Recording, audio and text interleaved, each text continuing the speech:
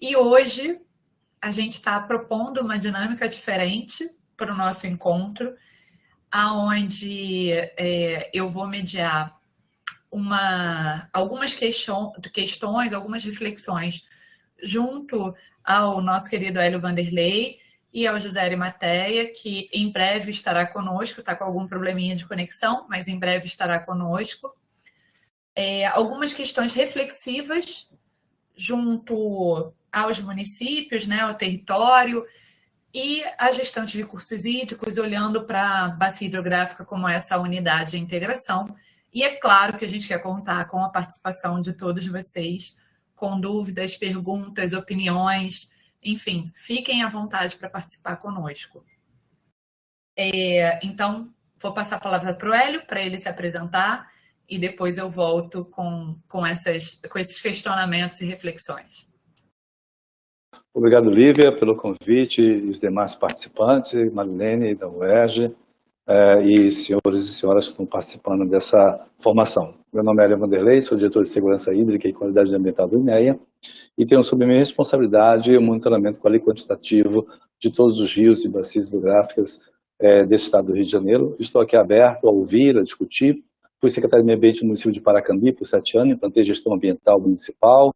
Também atuei por um bom tempo no terceiro setor, vivenciei a educação ambiental não formal no nosso dia a dia, e agora como membro dessa equipe brilhante do INEA, saía contribuindo com o conhecimento, o debate, a informação, e principalmente ouvir a sociedade, ouvir nos seus questionamentos, nas suas percepções, afinal de contas, que mundo queremos e parte efetivamente da nossa gestão de bacias hidrográficas. Sem água, não vamos existir. Então é preciso pensar um pouco mais por bacia hidrográfica, não só por cidade ou por estado. É preciso ter um olhar além do nosso horizonte. Obrigado, estou à disposição.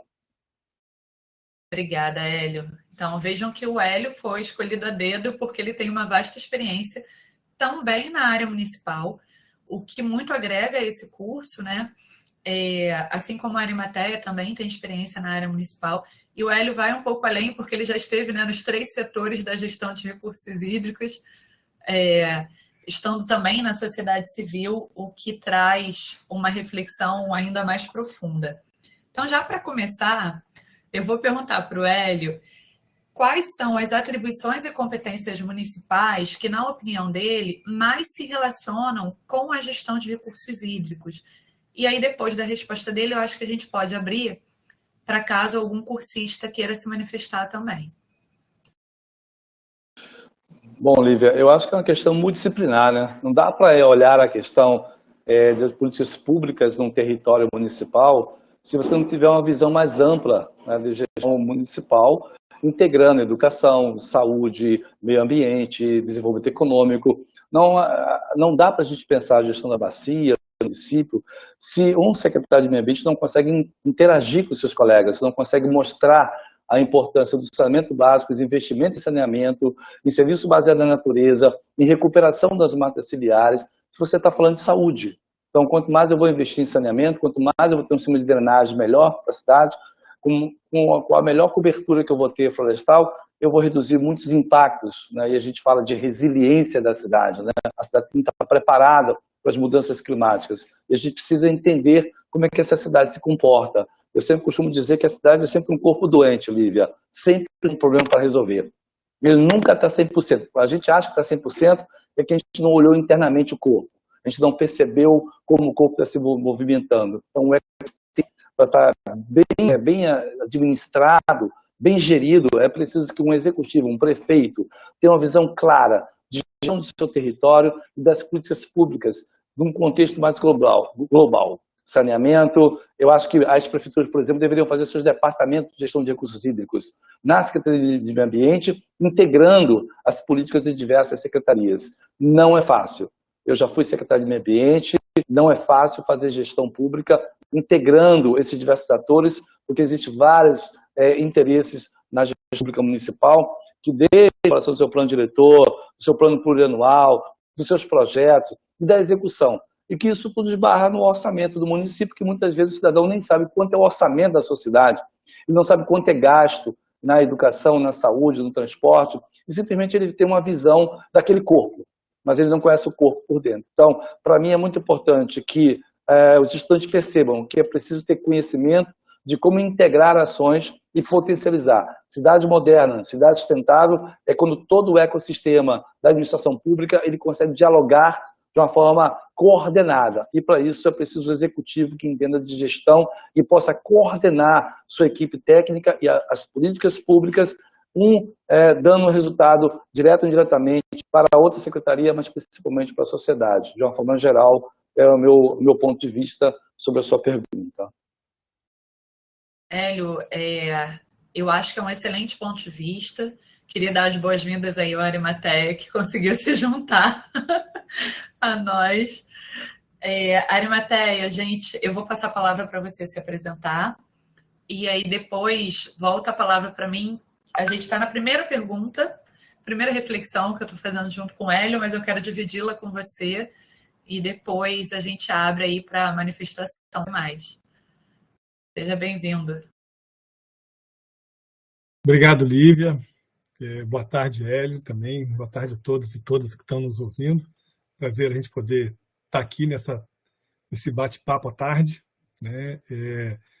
Eu sou José Arimateia Oliveira, sou professor aqui do Instituto Federal do Rio de Janeiro, atuo no campus de Pinheiral, aqui no sul fluminense, professor da área de recursos hídricos e gestão ambiental, e a gente vem trabalhando aí há um certo tempo, né, com essa questão dos recursos hídricos, e quero agradecer o convite de estar aqui com vocês e parabenizar toda a equipe organizadora pela inserção desse tema tão estratégico, né, no contexto, né, da questão da educação ambiental, no contexto da realidade hidrológica do país, que a gente está vivendo aí né, neste momento em especial, mas a todo tempo.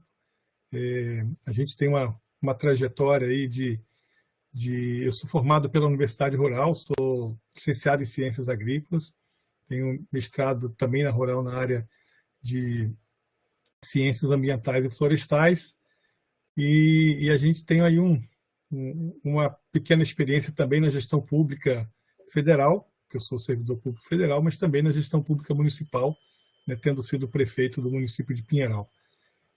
A gente, hoje, atualmente, né, a gente atua aqui no Comitê de Bacias do Médio Paraíba do Sul, né, no Fórum Fluminense de Comitê de Bacias, e também sou membro aqui do Conselho Estadual de Recursos Hídricos. Então, prazer dividir essa mesa com você, Lívia, com ele, né, e com todos presentes aí que estão nos acompanhando também.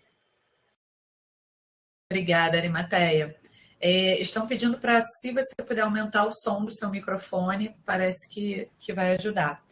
Vê se melhora um pouquinho? Será? Acho que sim. Ok. Daqui a pouco o pessoal responde para a gente, mas para mim está ótimo. Arimateia, a primeira pergunta que eu coloquei para o Hélio foi quais são as competências municipais que têm maior relação com a gestão de recursos hídricos? E aí o Hélio fez uma reflexão no sentido da gente buscar a interdisciplinariedade, né?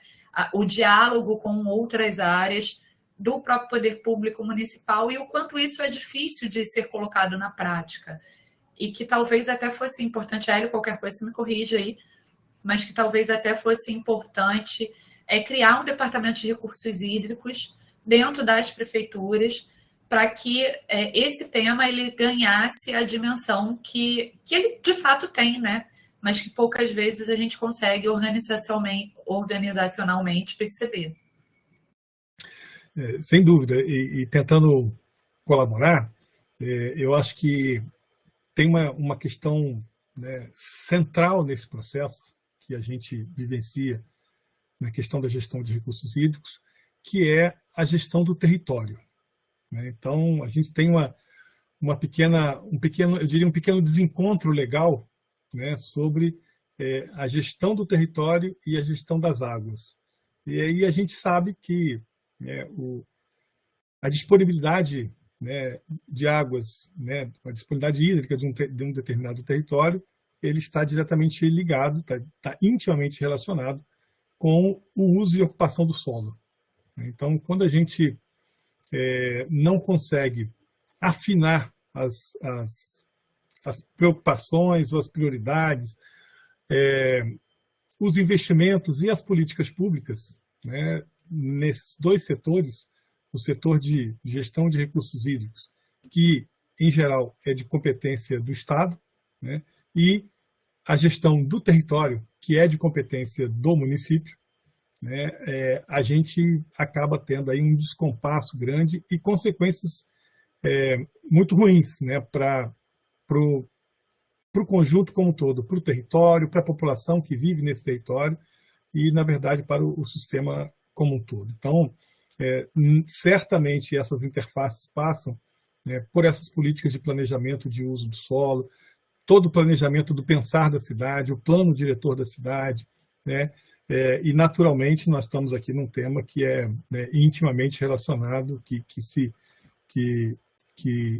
se organiza, né, todo um processo, que é a questão de um programa de educação ambiental do município, né, e que ele pode ser elemento de grande alinhamento dessas ações e dessas questões. Então, passa certamente, né, pelo diálogo, portanto, com toda a área de planejamento do município, toda a área das secretarias de obra, da Secretaria de Infraestrutura, né, toda a questão das políticas de educação, então, e, naturalmente, das políticas ambientais do município. Essas interfaces todas vão dialogar conosco aqui nesse bate-papo sobre recursos hídricos dessa tarde, com certeza.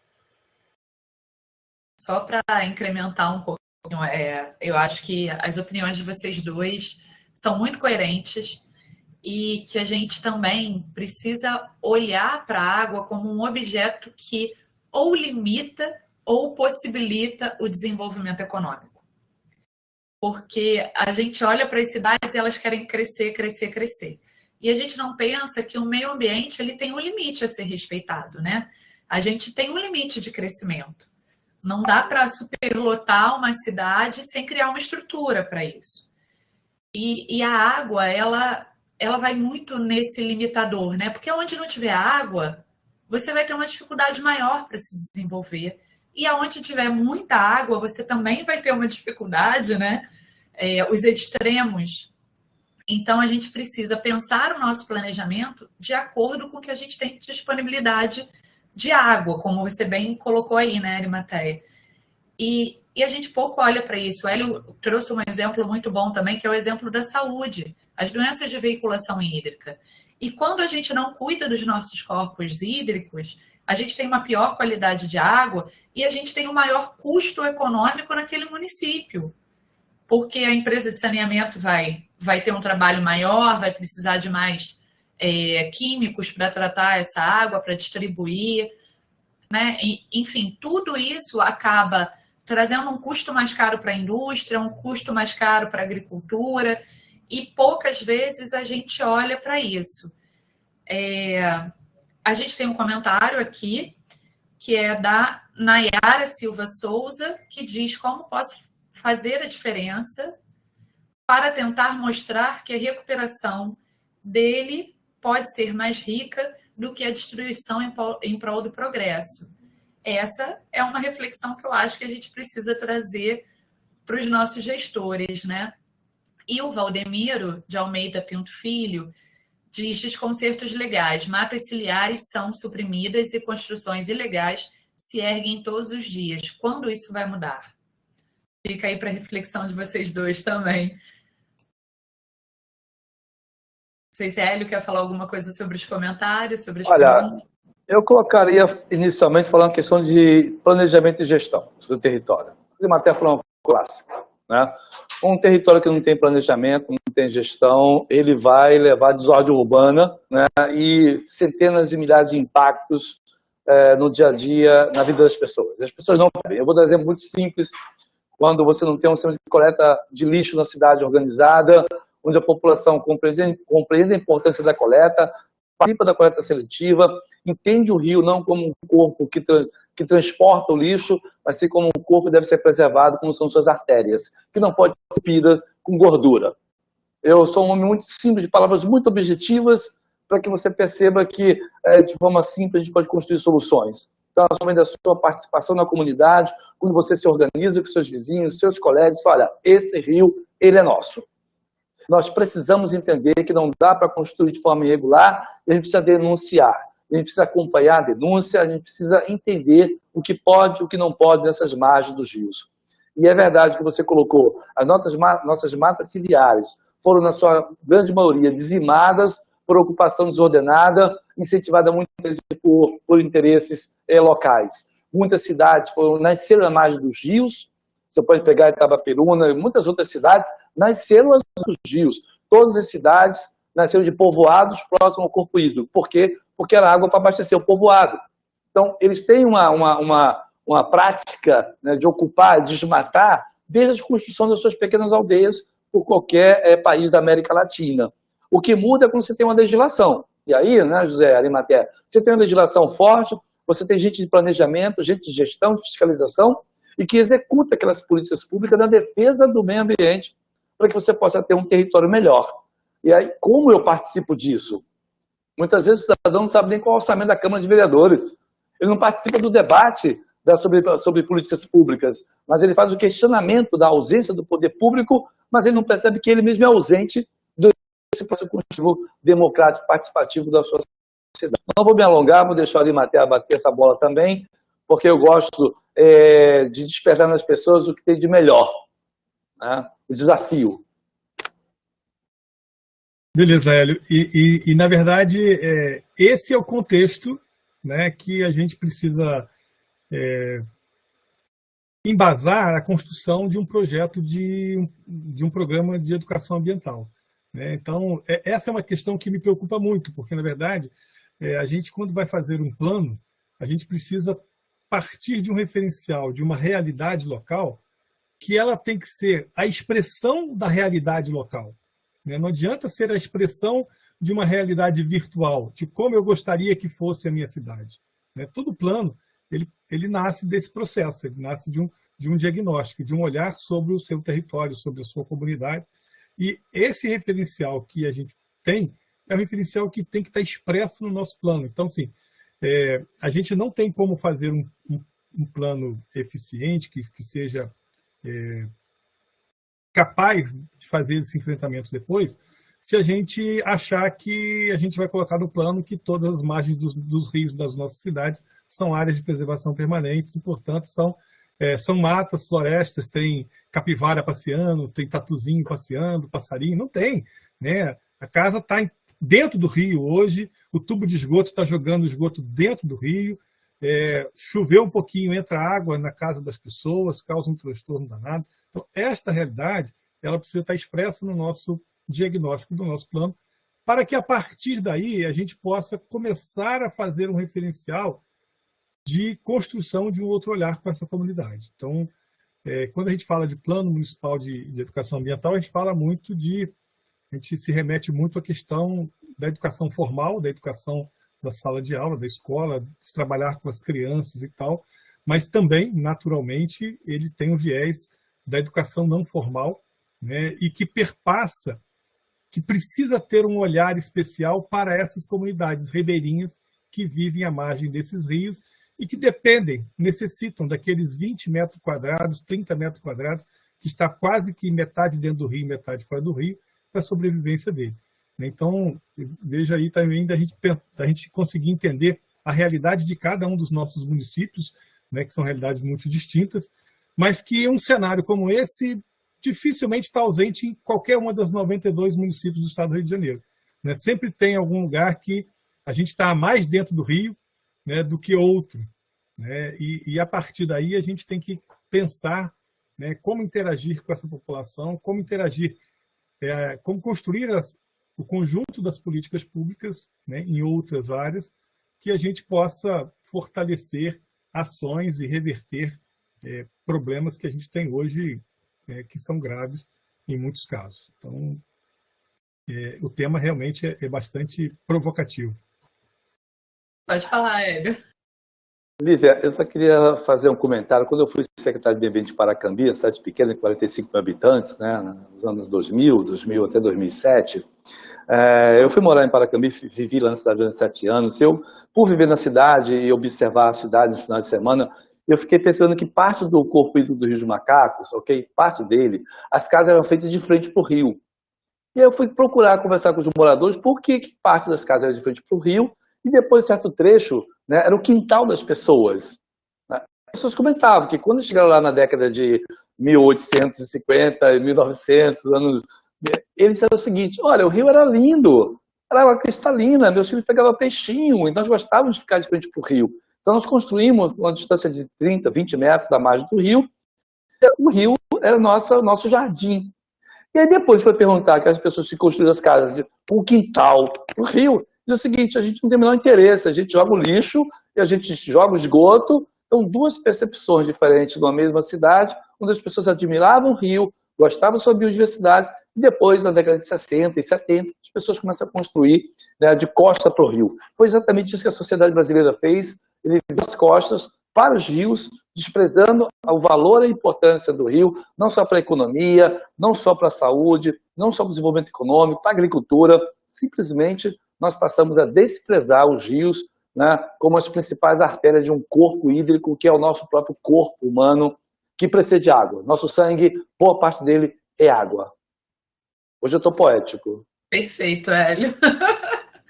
A gente gosta. Bom, já tem uma outra pergunta a ser feita, mas eu queria primeiro perguntar para o Arimateia. O Arimateia teve o cuidado de preparar uma apresentação com alguns conceitos importantes para o nosso debate, né? Queria perguntar se ele gostaria de fazer essa apresentação agora, depois a gente volta às nossas reflexões. Acho que podemos sim, Lívia, se vocês me permitem. Então, eu vou tentar ótimo. correr aqui, porque eu acabei me atrasando e não quero comprometer o horário daqui da atividade, mas vou acelerar um pouquinho na fala. Mas tem tudo a ver com a pergunta do Jorge. Eu acho que vai enriquecer um pouco essa Eu imaginei que voltar com essa pergunta depois ia casar bem. Exatamente. Então, se o pessoal puder colocar aí para a gente a apresentação. Alex, se você puder projetar a apresentação. Tá aí já, Arimateia.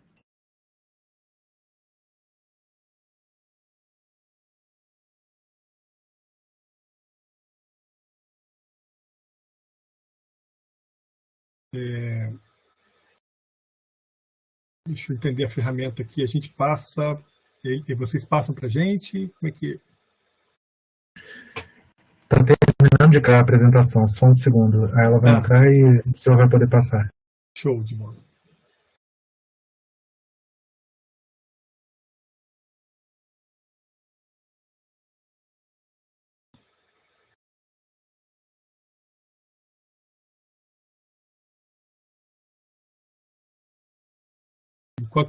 Enquanto a gente entra na apresentação, né, acho que a pergunta do Jorge faz faz uma boa provocação, né? Falta articulação e união entre os municípios na hora de realizar a gestão de bacias.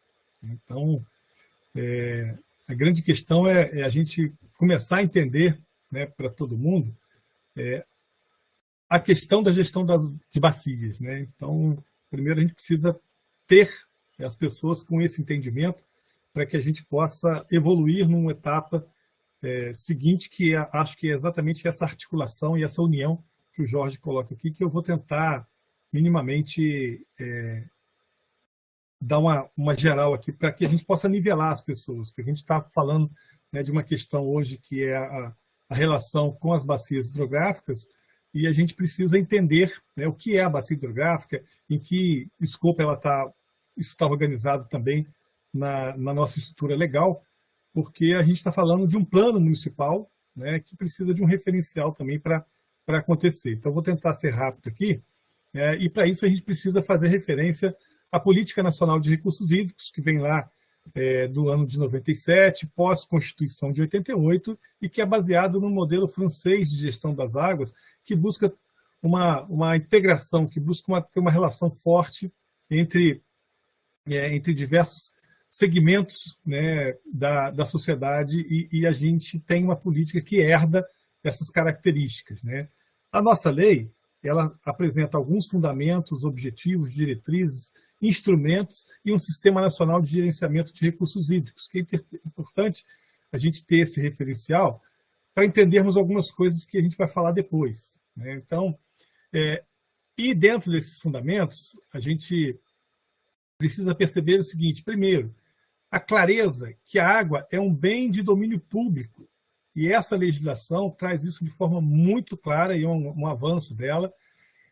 A clareza também de que a água é um recurso natural limitado, dotado de valor econômico. Nós temos uma prática, uma cultura, né, muito nossa, muito tropical, de uma relação muito íntima com a água, né? E aquela coisa de que a gente toma banho todo dia, de que a gente toma 2, 3 banhos por dia. Isso não é à toa, né? Não é porque é quente que a gente sua, e não é por causa disso, é porque a gente tem essa relação cultural, né, ancestral com a água, e que a gente reproduz ela hoje mesmo vivendo em apartamento, em casa e tudo mais. Mas essa cultura da abundância da água é uma cultura também muito disseminada, e a partir daí a gente pensa que a água não acaba nunca, né? E isso nos prejudica a enxergar essa água como recurso natural limitado. E a partir dessa legislação, a gente tem esse referencial. E temos um outro referencial também, que é a gestão dos recursos hídricos como garantia do uso múltiplo das águas. Então, a gente tem que garantir que todos tenham acesso à água naquela bacia, para todos os usos, independente de que, abre aspas, um é mais importante do que o outro. O único prioritário, claro, aqui no inciso 3º, é o consumo humano e a dessedentação de animais. Fora isso, todos os outros, né, têm o mesmo nível de prioridade legal. Então, mas o que eu queria chamar a atenção mesmo, e é por isso que eu entrei nessa questão legal, é que o 5º fundamento da lei é que a bacia hidrográfica é a unidade territorial de implementação da Política Nacional de Recursos Hídricos e atuação do Sistema Nacional de Gerenciamento de Recursos Hídricos, porque ela, por essência, esse território, né, esse espaço, ele, por essência, é uma unidade de planejamento ambiental. Então, quando a gente usa a bacia hidrográfica como referência para o nosso trabalho, para o nosso estudo, para o nosso entendimento, e aí eu estou provocando vocês para a gente fazer essa referência com o plano municipal de vocês, né? Porque é dentro de uma bacia hidrográfica que você tem um conjunto de relações ambientais, ecológicas, próprias de uma divisão, dentro de uma distribuição desenhada ambientalmente, e não é imposta, uma divisão imposta pelo caráter antrópico, né, pelo homem, ou por uma decisão administrativa ou política. Então, a gente precisa entender, né, esse contexto, a bacia hidrográfica como sendo essa unidade de planejamento de referência, né, e a própria lei apresentando ela como essa unidade territorial para a implementação da política de recursos hídricos e de outras políticas. A gestão dos recursos hídricos deve ser descentralizada e contar com a participação do poder público, dos usuários e da comunidade. Isso é um fundamento essencial que leva a gente à responsabilidade nossa de colocarmos essa questão nos diversos espaços sociais que nós temos. Então, daí também a nossa preocupação em trazer esse tema para cá.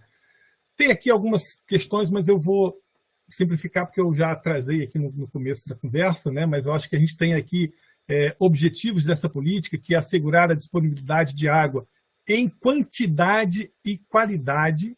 Então, a gente tem que, quando a gente trabalha com recursos hídricos, a gente, né, o Hélio falou ali, as pessoas de costas para o rio e de frente para o rio.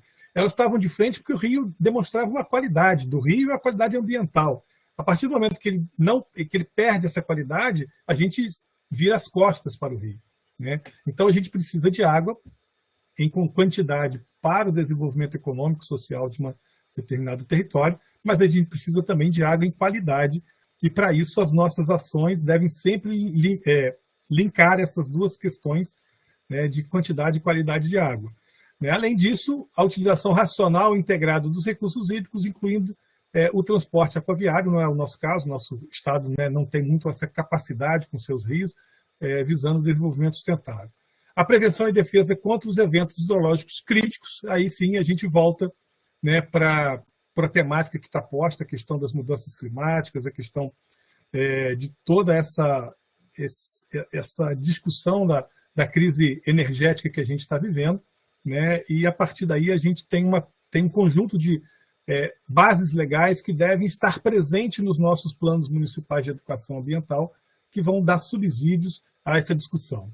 E aí são essas as formas de tratamento que a gente tem para os nossos recursos, né? Imagens aqui da crise hídrica de 2014, 2015, forma que apresenta a questão da quantidade, né? Ou seja, da falta, né, de água, e a forma com que a gente trata naturalmente, infelizmente, né, abre aspas, naturalmente, os nossos rios, não se preocupando com as ações que garantam a qualidade dessa água, né? Ou essa água está em falta, ou essa água está em excesso. Então, são imagens cada vez mais presentes nos nossos municípios. Isso, independente de onde a gente esteja, a gente vai conviver com um bairro alagado, com a cidade inteira alagada, por conta exatamente desses eventos extremos que a gente não tem conseguido articular bem. Então, adiantando bem, né, a nossa conversa, tinha bastante coisa para apresentar, mas a gente quer mostrar, né, que a gente precisa organizar, né, dentro desse entendimento, que um plano municipal de educação ambiental, ele tem toda uma complexidade de interações possíveis e necessárias. E a gente precisa conhecer o nosso sistema, como funciona o sistema de recursos hídricos, para que a gente possa incorporar essas preocupações, esses temas, também dentro das nossas ações e iniciativas dentro do nosso plano municipal de educação ambiental, né? E aí vem uma questão que a gente já começou a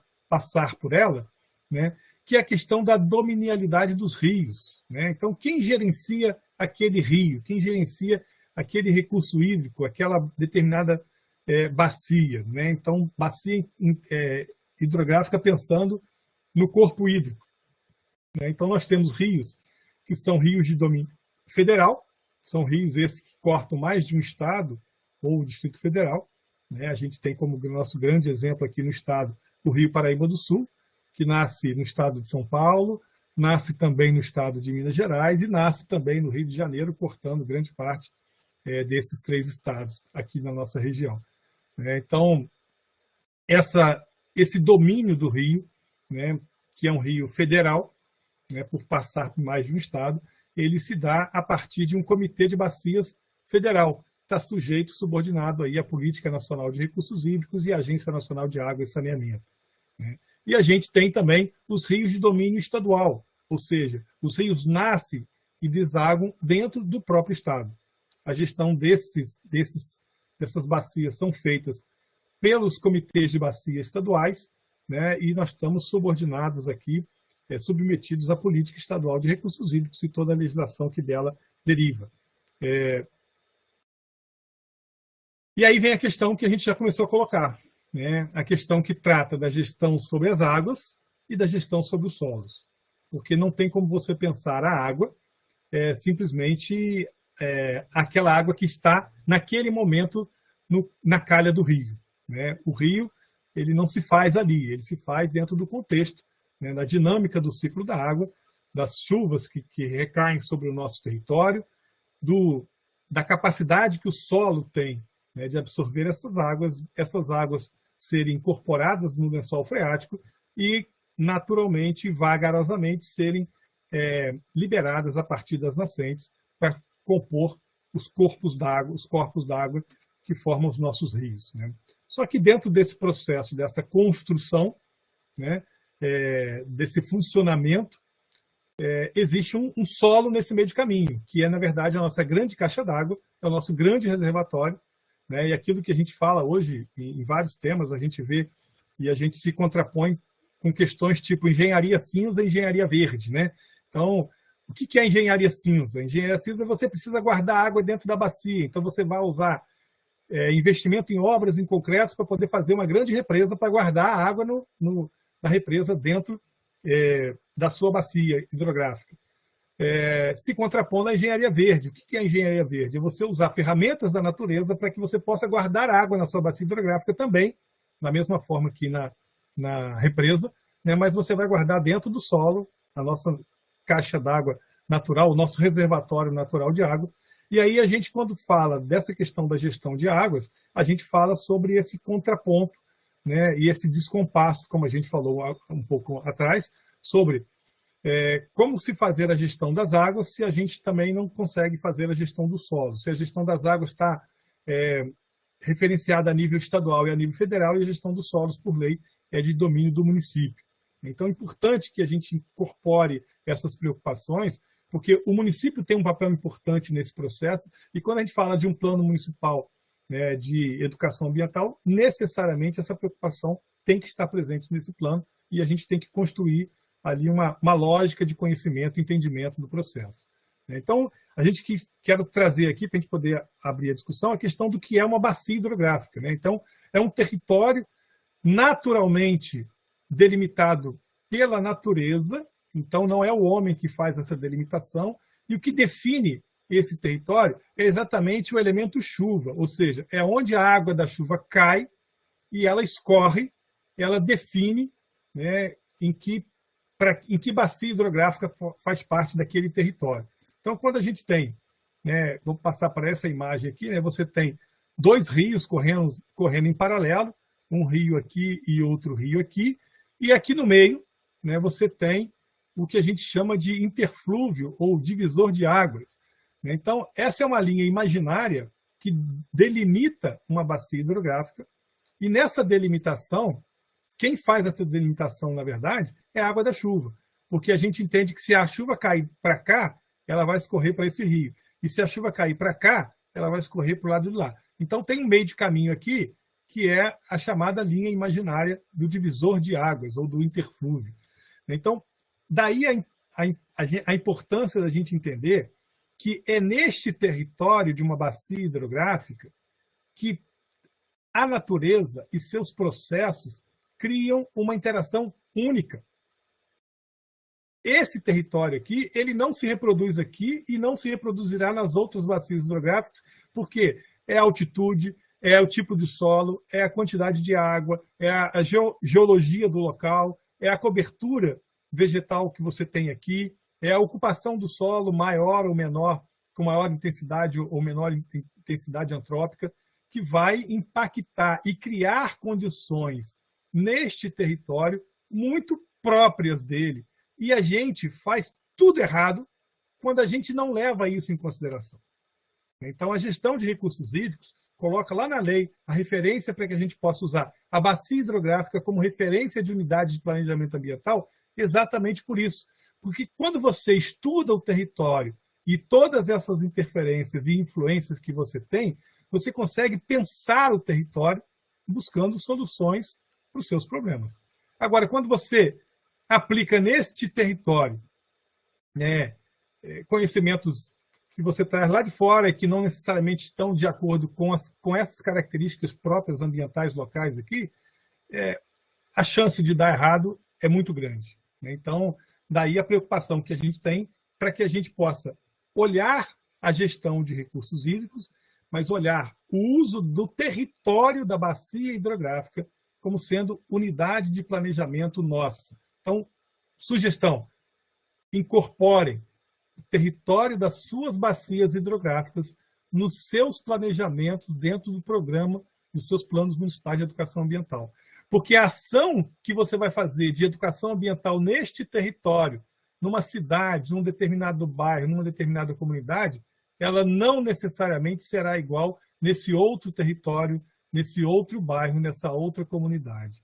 Então, esse é um conceito extremamente importante e eu acho que a gente agrega muito nos nossos planos se a gente conseguir incorporar muito dessa preocupação, né, que a gente traz para isso. E o conceito de bacia hidrográfica é um conceito muito interessante, porque você pode usar isso na maior bacia hidrográfica do planeta, que é a bacia hidrográfica amazônica. Então, assim, é uma delimitação natural, é a natureza que faz isso, ela que desenha. E você pode pegar essa grande bacia e sair redividindo ela em subbacias ou microbacias, e aí aqui a gente acaba juntando bacias e fazendo o que a gente chama de regiões hidrográficas, né? E são territórios dentro desse território que também têm as suas dinâmicas próprias, né? Então, você pode enxergar o Brasil com essas grandes divisões, né, das suas bacias, mas a gente pode começar a chegar mais para perto e, por exemplo, aqui enxergar a nossa bacia do Rio Paraíba do Sul,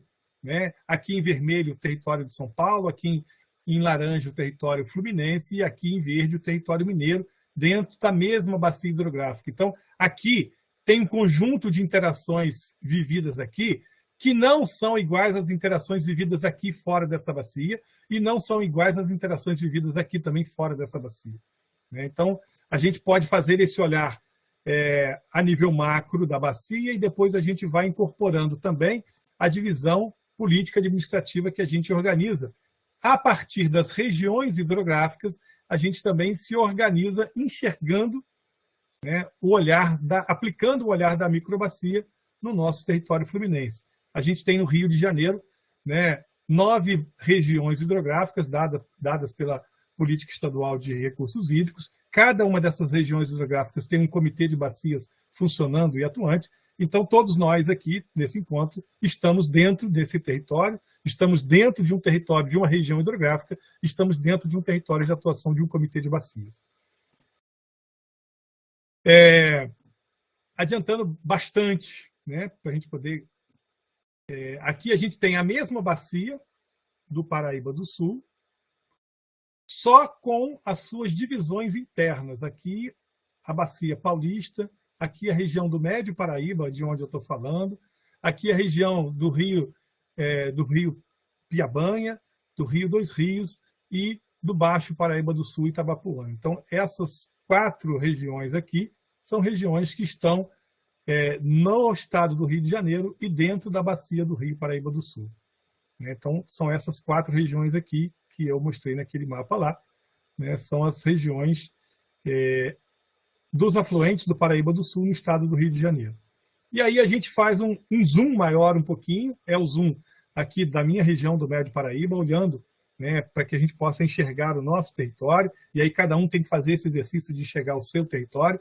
E nesse território a gente tem essa divisão, que é uma divisão natural, mas a gente tem a divisão político-administrativa, que é a que o homem faz aqui com os 19 municípios que fazem parte do nosso território aqui no Médio Paraíba do Sul. E aí começa a ter aquele famoso conflito daquilo que é a divisão da natureza e aquilo que é a divisão do homem, né? E por isso a pergunta do Jorge lá foi muito interessante, é aqui que eu quero chegar, né? Quando o Jorge coloca, quero achar aqui, ver se eu acho, falta articulação e união entre os municípios na hora de realizar a gestão de bacias? Sim, e falta porque a gente tem um compromisso com a gestão do nosso território, política e administrativamente dividido pelo homem, que não é a divisão política, que não é a divisão natural das bacias hidrográficas. Portanto, um chamado que a gente faz, né, é começar a pensar o nosso território a partir das bacias hidrográficas e, consequentemente, obrigatoriamente, isso vai nos chamar a um diálogo com o vizinho, que também tem parte nesse território, nessa bacia hidrográfica. Então, a gente tem uma importante tarefa de olhar esse território, e essa imagem aqui busca transmitir isso, né? Garantindo lá o começo da lei, que é garantia dos usos múltiplos da água. Então, essa imagem aqui é um pouco isso, né? É a irrigação que você faz, é a garantia de abastecimento de água da cidade, é a cidade também que joga esgoto para diluir o seu esgoto no rio, é a cidade que tem uma barragem que gera energia elétrica, é o pescador aqui pescando um peixinho, é o outro passeando por aqui, usando disso como ambiente de lazer. Então, essa garantia dos usos múltiplos, né, é uma necessidade, uma obrigação que a gente tem e que precisa estar sendo pensada nesse território que é a bacia hidrográfica. Então, olhar o território com as intensas dinâmicas ambientais vividas em suas bacias hidrográficas é o nosso desafio. Tem um errinho de português, me desculpem. E aí, eu queria trazer, para encerrar, uma realidade concreta, porque hoje a gente tem uma oportunidade de enxergar o território nosso, nos nossos municípios com esses 2 olhares. O olhar da divisão política administrativa e o olhar da divisão natural das suas bacias e subbacias dentro do seu território. Então, essa é uma experiência aqui do Médio Paraíba, mas muitos dos comitês de bacias hoje do Rio de Janeiro já têm também essa ferramenta. É uma ferramenta que é online, está disponível no nosso site do Comitê do Médio Paraíba do Sul, e ele faz um convite para a gente fazer esses dois olhares, né? Então, ele está composto de mapa dos 19 municípios da região do Médio Paraíba do Sul. Esse aqui é o mapa do município de Paraíba do Sul, né? Eu gosto desse mapa porque ele é bem reto, né? O homem chega assim, passa uma linha reta, achando que a natureza se divide assim, reta aqui, reta aqui, reta aqui, reta aqui, reta aqui, e a gente acha que com isso a gente resolve as nossas divisões. Esse quinhão é meu, esse quinhão é seu, toma prefeito, fica com você, toma prefeito, fica para lá, se vira, e esse território tem que acontecer e funcionar, né? Mas só que esse território, na verdade, ele é vivenciado, né, com diversas outras divisões que são as suas bacias, dos rios que fazem parte, né, desse território. Então, vocês veem que a gente tem aqui uma microbacia de um afluente do Rio Paraíba do Sul. Aqui essa na imagem é o Rio Paraíba do Sul, e a gente tem aqui, né, a calha principal desse afluente, e aí você tem um recorte completamente diferente, né, que é o recorte natural, que é o recorte da bacia, é que onde dentro desse recorte estão aquelas interações naturais que a gente quis explicar um pouquinho aquele esqueminha lá no começo. Então, eu acho que eu consegui minimamente correr aqui para tentar chegar nessa provocação para vocês, né? De que forma a gente pode e deve olhar o nosso território ao construirmos o nosso plano municipal de educação ambiental, a partir do olhar também, aplicando o olhar do território sobre as bacias hidrográficas. Era isso. Obrigado, não sei, desculpe se eu demorei demais. Obrigada, Arimateia. Eu acho que foi ótimo. Você trouxe aí conceitos, né, pontos importantes de abordagem para o olhar municipal, não só para a parte de educação ambiental, né, mas para as demais políticas que precisam interagir com essa temática. Alex, se você puder tirar a apresentação, a gente agradece. E aí, já lembrando aqui a pergunta do Jorge, que foi onde a gente parou, né, que ele pergunta sobre a falta de articulação entre a União e os municípios na hora de realizar a gestão da bacia. E a gente vê a complexidade que é fazer gestão de bacia hidrográfica, né? E essa interligação, essa articulação, ela é extremamente necessária. Eu colocaria, no mínimo, mais um ente aí, que é o Estado. Mas eu diria mais. Lívia, deixa eu só corrigir um pouquinho ali. Ele fez uma fala que falta articulação e união entre os municípios. Ah, sim, perfeito, Arimateia. Falta articulação e união entre os municípios, entre o município e a União, entre o município e o Estado e o Comitê de Bacia. Sim. Porque os municípios eles precisam entender que o que acontece no território deles impacta o território do outro, né? Impacta a qualidade de água que o outro está recebendo ou a quantidade de água que o outro está recebendo e que vai abastecer sua população. E isso é muito complexo e quanto mais a gente conversar, mais fácil vai ficar de levar essa gestão. E aí, a Daniele, algumas pessoas estão colocando comentários no chat, só que o comentário é um pouquinho maior do que o chat permite, e aí corta o comentário, mas deu para compreender tudo que foi colocado aqui. Então, a Daniele Ferreira, ela coloca que pretendem construir mais 2 PCHs no Rio Itabapoana, e que já é tão fragmentado e degradado, e que já existe uma UH lá e outras 4 PCHs. Então, ela se questiona como o IBAMA e a ANA autorizam esse tipo de empreendimentos num rio, né, que já é tão sofrido aí, tão degradado. E também a Edilene, ela pergunta uma pergunta muito importante nesse momento: como fazer os dados e as ciências serem ouvidos num ambiente predominantemente político? Só que já temos uma ajuda para responder. Pelo menos a Ingrid, um pouco abaixo, ela coloca que o movimento SOS Rio Macaé busca sensibilizar gestores e a população sobre a grave ameaça de projetos de outro porto e mais termoelétricas que podem devastar o manancial já altamente degradado. Então, você vê a sociedade civil buscando melhorar esse diálogo e trazer um resultado, né, mais concreto, com tecnicismo e ciência para esse ambiente que às vezes é predominantemente político, mas nem sempre é, né? A gente sabe que tem técnicos muito bons no município. E o Carlos Eduardo pergunta, ele diz que ele queria saber se há algum trabalho de conscientização aos pecuaristas sobre o valor que tem as nascentes.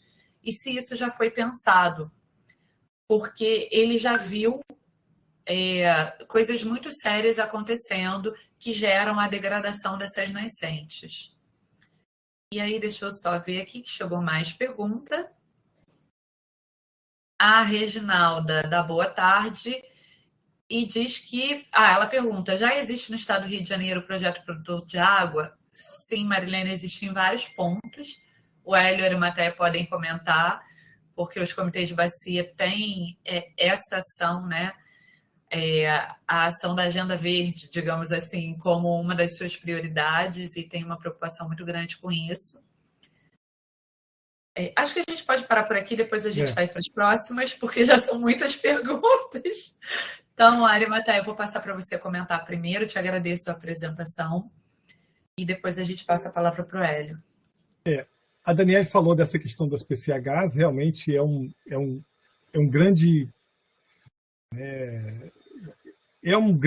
grande questão, porque a gente tem uma matriz hidroelétrica, né, e nessa matriz hidroelétrica a gente fez uma opção por grandes represas e grandes usinas num determinado momento, e agora, até pela escassez desses espaços, a gente inverte isso para as pequenas PCHs, que passou por um processo de facilitação de licenciamento muito grande, se comparado a outros investimentos, e que podem sim causar um dano ambiental local, né, muito grande. A gente também tem aqui na região do Médio Paraíba uma PCH sendo pensada aqui no município de Rio das Flores, e que a gente tem questionado todo esse processo, porque a gente entende que tem ali um ambiente natural ali, numas corredeiras do Rio Preto, que a gente não gostaria de abrir mão, não podemos abrir mão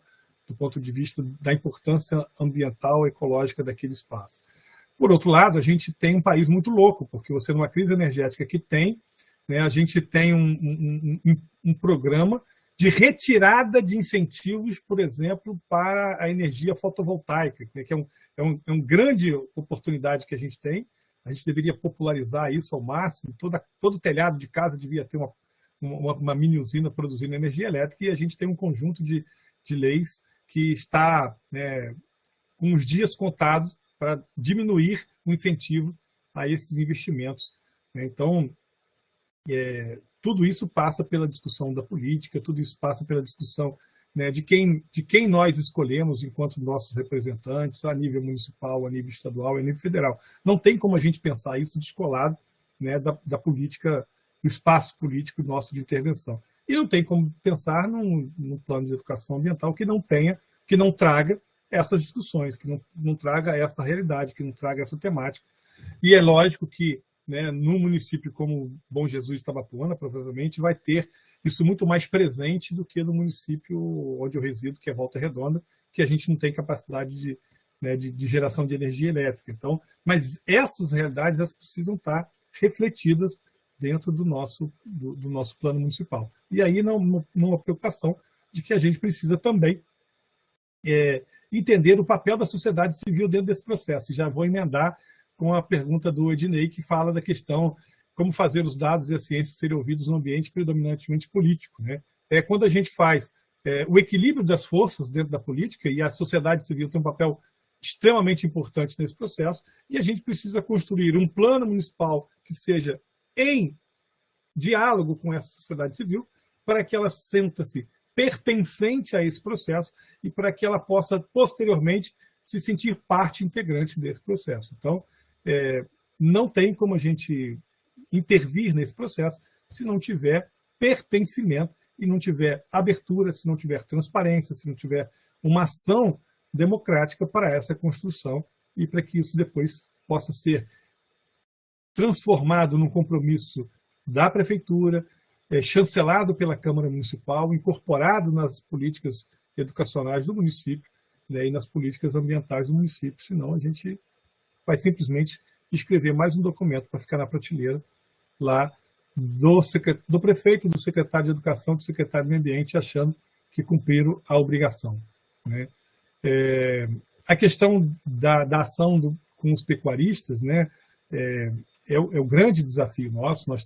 Eu estou na região do Médio Paraíba do Sul, que 70% do seu território é coberto por pastagens, como na maioria do estado do Rio de Janeiro, coberto por pastagens degradadas, de baixíssima produtividade, que não tem sentido nenhum serem pastagens. Elas deveriam ser reflorestadas e deveríamos ter ações concretas de investimento junto com o produtor rural, para que ele possa ter uma quantidade menor de pastagem, para que com isso ele possa devolver uma área às florestas. Nosso território é montanhoso, nosso território é extremamente de difícil mecanização e, portanto, o nosso território ele é um território privilégio para a produção de água, para o uso da água como ferramenta de desenvolvimento turístico, de desenvolvimento econômico, de desenvolvimento urbano. E a gente, para isso, precisa melhorar a proteção dos nossos solos e, para isso, a gente precisa investir pesadamente na agricultura, principalmente no pequeno e médio agricultor, para que ele possa construir práticas, né, de produção de pastagens de melhor eficiência, de melhor produtividade de forragem, para que ele possa usar menos terra para produzir pastagem e, consequentemente, ele devolver isso. A gente tem experiências aqui no Rio de Janeiro.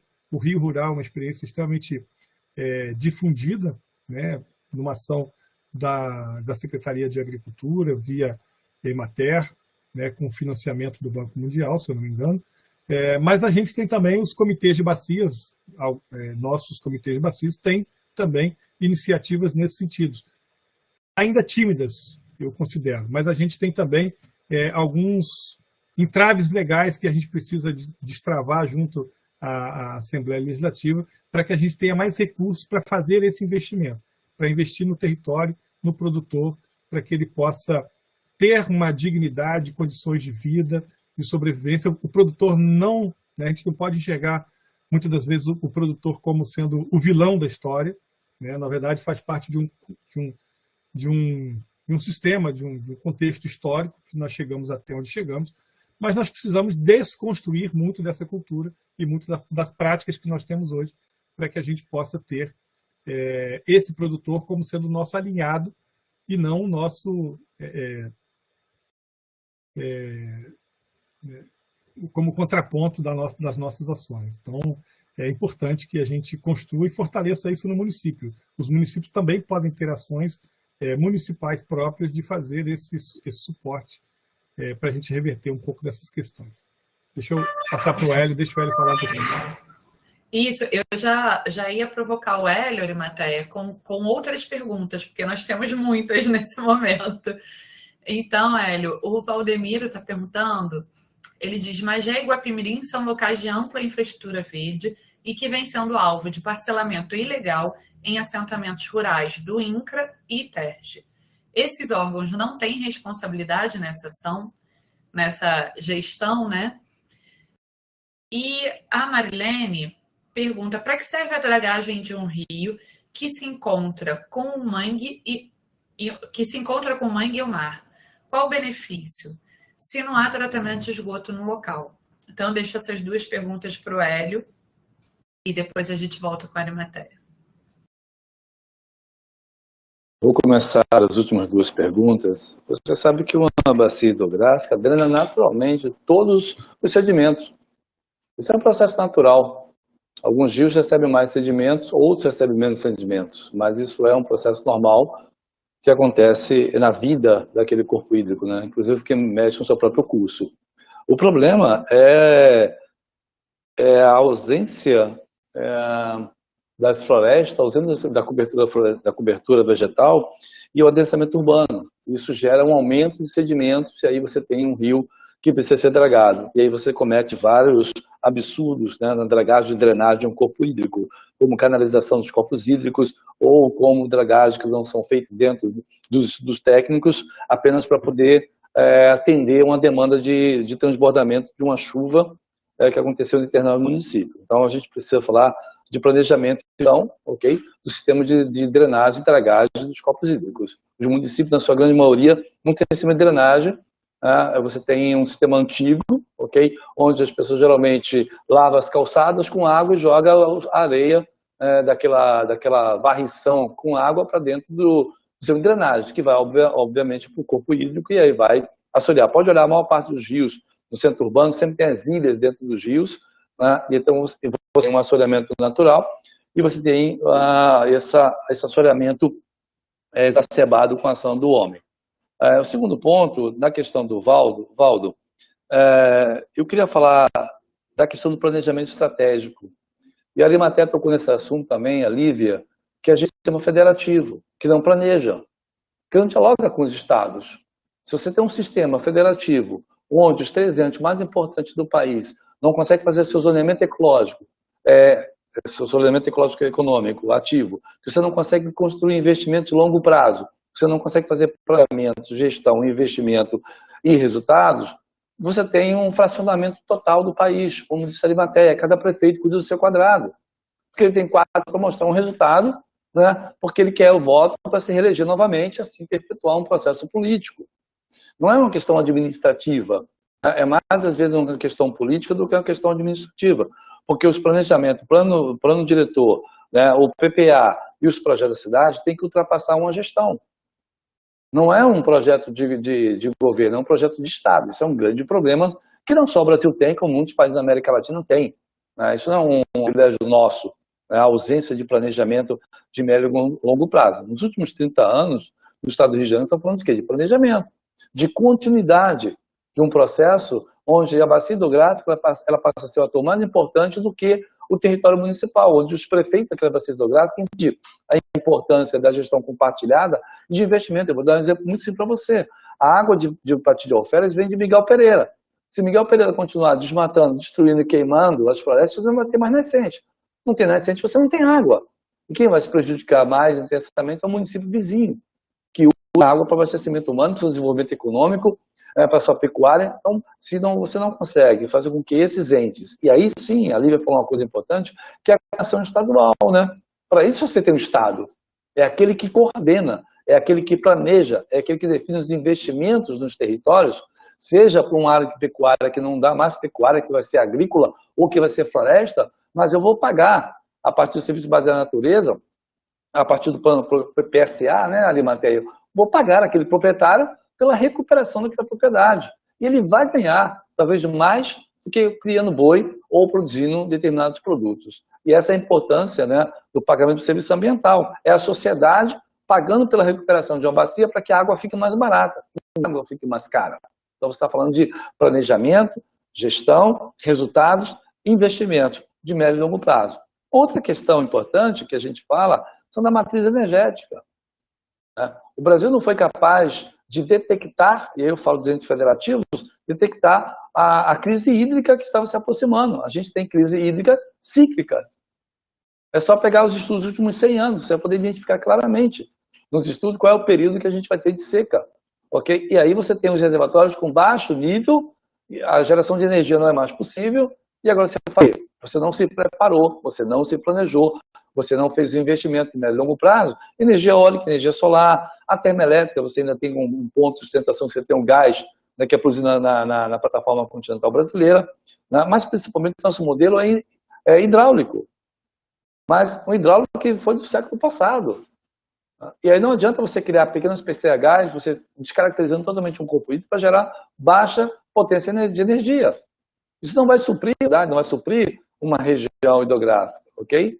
Mas vai suprir economicamente o ganho de algum setor nessa faixa de geração de energia. Quanto à questão da pecuária, nós temos o maior rebanho bovino do mundo. São mais de 240 milhões de cabeças de gado espalhadas por todo esse país.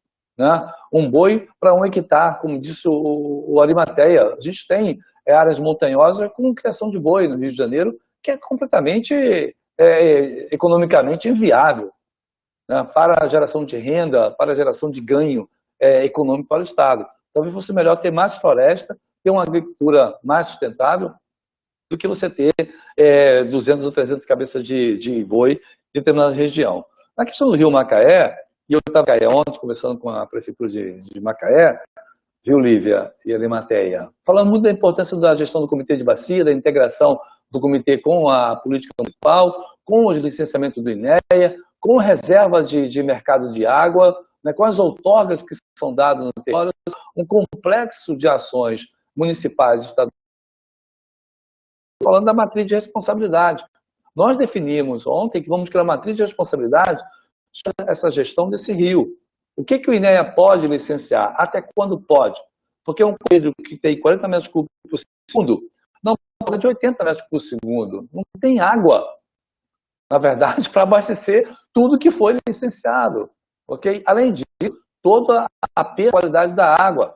E eu fiz até uma colocação que eu acho importante na matéria, que eu ando um pouco pelas bacias hidrográficas, eu vejo lá placas dos reis, do Lívia, falando o nome do rio, o nome da bacia hidrográfica, né, o fonte de financiamento, mas eu nunca vi uma dizendo que aquela cidade é produtora de água.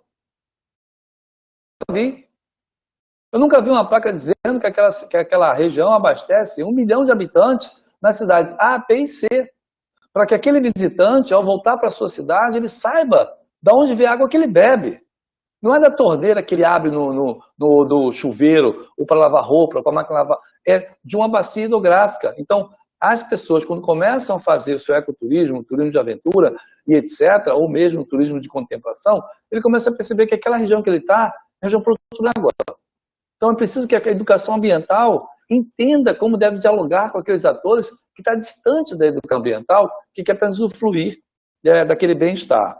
Então, assim, a importância do comitê não é a gente ser agente financiador. O comitê não nasceu para ser agente financiador, nasceu para ser agente gestor, nasceu para ser o parlamento das águas, onde se discute, e como a Arimateia colocou, uma bacia hidrográfica, e não um município. Você tem a junção de 15 municípios que discute como o meu plano diretor dialoga com o plano de bacia. Como o comitê de bacia pode me dar suporte a alguns investimentos pequenos para melhorar ações que eu não faço.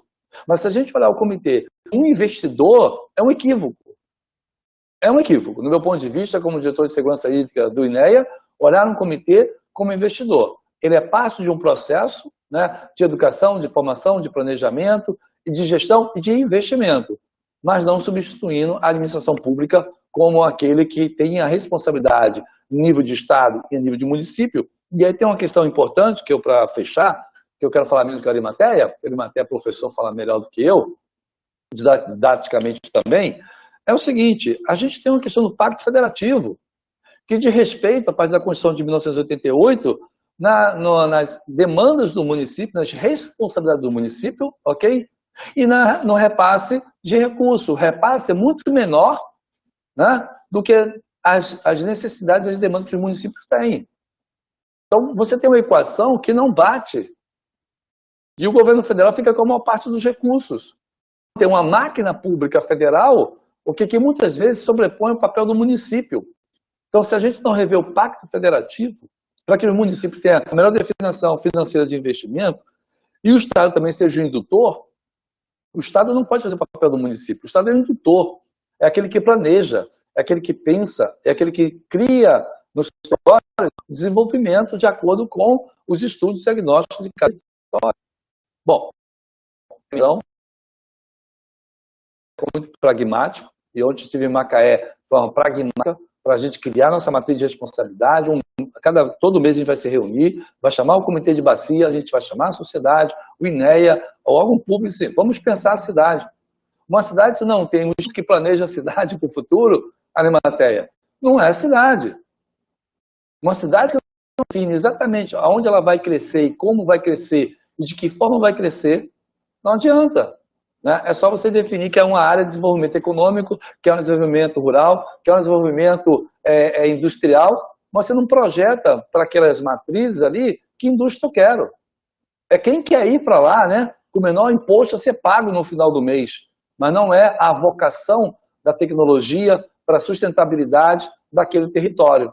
E sem ouvir a sociedade, eu acho que, para finalizar, toda cidade deveria ter o seu instituto de planejamento e visão de futuro, né, para você ter uma cidade além dos seus 4 anos, além dos seus 8 anos. Bom, podemos ficar aqui, Lívia, horas e horas, fazendo vários comentários que os estudantes têm muita curiosidade, mas pesquise, leia, debata e pense de forma simples. Como a educação ambiental pode fazer a mudança naquele território que você vai atuar. Não dá para pensar o global e querer fazer global. Tem que pensar global e agir local, né? Isso que eu acho que faz o educador ambiental ser o ente de transformação.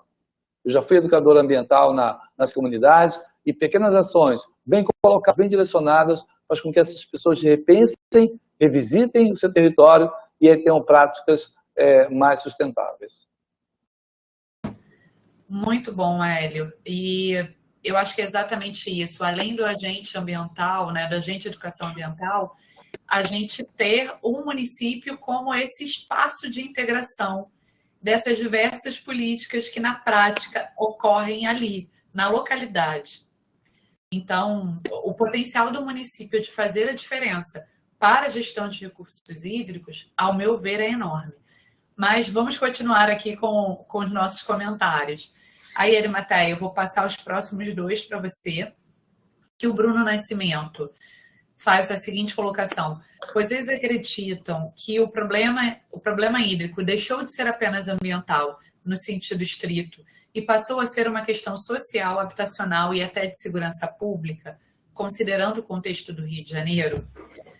E a segunda pergunta, que é da Maria Cristina, ela pede para que a gente fale um pouco sobre o ProPSA. Como eu vi que estava na sua apresentação os instrumentos, e esse é um instrumento tipicamente fluminense, eu acho que é uma oportunidade para aproveitar o que já estava na sua apresentação e não deu tempo de falar também. É isso, irmã. Bom, Bruno, a pergunta é sim, ponto, acabou, respondeu. Se a gente acredita que o problema hídrico deixou de ser ambiental, lógico, né? Ele ultrapassou a barreira das águas, né? E agora é um problema social, é um problema habitacional, é um problema de segurança pública, é um problema de saúde pública, é um problema de garantia de vida, né? Tanto hoje que a gente fala da questão da segurança hídrica, né? Que é um grande desafio que a gente tem hoje. Nós estamos aí construindo um plano estadual de segurança hídrica e a gente precisa fazer esse desenho, né, dessa construção, fazer com que as pessoas entendam isso. Então, a lei, lá no começo, eu frisei assim, que a água passa a ser um instrumento de valor econômico, né? Então, é um problema econômico, gritante, né? E se você tiver, né, se alguém tem dúvida disso, é só olhar sua conta de luz, porque agora tem uma bandeira chamada bandeira escassez hídrica, né? Porque falaram tanto que no Brasil a nossa bandeira nunca será vermelha, que agora criaram um novo nome, porque é a bandeira verde, bandeira amarela, bandeira vermelha, vermelha 1, vermelha 2, e aí a nossa bandeira nunca mais será vermelha, ou seja, vai ser mais do que a vermelha, é a bandeira escassez hídrica. Então, essa está posto como uma grande questão. Imagina o custo das indústrias, das empresas que precisam de grandes parques de maquinários para funcionamento e tudo mais, na atual condição. E isso automaticamente impacta no emprego, impacta na inflação do país, no preço das coisas, na nossa capacidade de consumir mais ou menos. E a gente não consegue, né, infelizmente, construir ações que levem a um processo contínuo de formação educacional para entendimento do problema. Então, de novo, a gente espera chegar a agosto para acontecer o problema da seca, porque, lógico, a gente tem o ciclo natural das águas aqui no centro-sul do país, e aí, naturalmente, você espera agosto, porque quando chegar novembro e começa a chover, aí todo mundo esquece que tem problema de falta d'água, porque, na verdade, o problema vira enchente, né, nas cidades, nos bairros, e a prefeitura corre para limpar, porque cada chuva que passa derrama um monte de lama pelas ruas, e a Secretaria de Obra fica lá tirando lama, raspando aquilo tudo, e a assistência social é chamada, porque tem um monte de gente que vai ter que ir para o ginásio público e aquela coisa toda, porque não tem onde passar a noite, e etc. E aí a solidariedade do brasileiro vai e acolhe as pessoas e tal, e no dia seguinte o sol vem e a gente acha que não aconteceu nada, porque a gente simplesmente esquece do que aconteceu ontem, né, esperando agosto chegar. Quando agosto chegar, a seca vai chegar de novo, vai faltar água de novo, etc, etc, etc, que vamos esquecer quando chegar novembro, porque vem enchente, vem... Ou seja, a gente não pode pensar que a gente, num país tão pobre como o nosso, com tantas dificuldades, a gente pode se dar ao luxo de gastar tanto dinheiro por falta de planejamento, por falta de ordenamento, né? Então, é preciso que a gente entenda o quanto custa isso também para a gestão pública, todo esse investimento em tentar manter uma certa normalidade e a segurança da vida das pessoas. Então, todos esses temas que você citou aí estão realmente intimamente relacionados com o desafio da gestão hídrica, né? E essa gestão precisa ser incorporada em todos esses contextos, né? O Hélio citou alguns exemplos e acho assim, extremamente importante a gente conseguir contextualizar isso, né, no papel de cada um e a importância da gente se fortalecer no contexto. Então, quem faz essa gestão, né, o que deveria fazer essencialmente, é o Comitê de Bacias. Mas, para isso, o município, que são vocês, precisam estar presentes no Comitê de Bacias, porque tem cadeiras lá reservadas para o poder público, né? E, para isso também, vocês podem ajudar a fortalecer a participação dos outros segmentos dentro do Comitê de Bacia. A sociedade civil precisa estar mais presente e atuante dentro do Comitê de Bacia, para a gente poder trazer para dentro o olhar e o ouvido, né, daquele que está sofrendo lá no dia a dia da questão. Então, a gente precisa fazer com que haja uma sinergia de esforços para que a gente não fique, como ele falou assim, o Comitê de Bacia sendo financiador de ações. Não é para isso que nós existimos, né? Mas para sermos, sim, também provocadores, integradores, né? Propositores, né? E aí a gente quero fazer um link com uma questão que o Hélio passou rapidamente, eu quero me aprofundar um pouquinho mais. Um dos instrumentos da política nacional, a política, ela existe. Para ela acontecer, ela criou instrumentos para ela acontecer. Um dos instrumentos para ela acontecer é o plano de bacias. O plano de bacias é o que a gente brinca aqui no nosso trabalho, que é a nossa Bíblia, é aquilo que a gente precisa seguir. E que é construído na nossa área de atuação. Então, né, os comitês afluentes do Paraíba do Sul, por exemplo, Comitê do Médio Paraíba, Piabanha, Rio dos Rios e Baixo Paraíba e Itabapuana, nós, todos os 4 comitês, estamos com os planos de bacia fresquinhos. Acabamos de aprovar os nossos planos, que foram construídos agora dentro dos comitês, em discussão com o Comitê Federal, que é o CEIVAP. Então, é a nossa função fazer esse plano agora sair do papel e ir para a prática. E podem vocês conferir, porque todos esses planos, e aí eu emendo aqui o plano da área da região do Guandu, da Baía de Ilha Grande e os outros, né, todos os outros comitês que têm seus planos, todos eles têm lá um capítulo especial sobre a questão da educação ambiental. Porque para a gente essa educação ela é o cerne do processo, né? E ela vai ficar sozinha se ela não dialogar fortemente com os planos municipais de educação ambiental.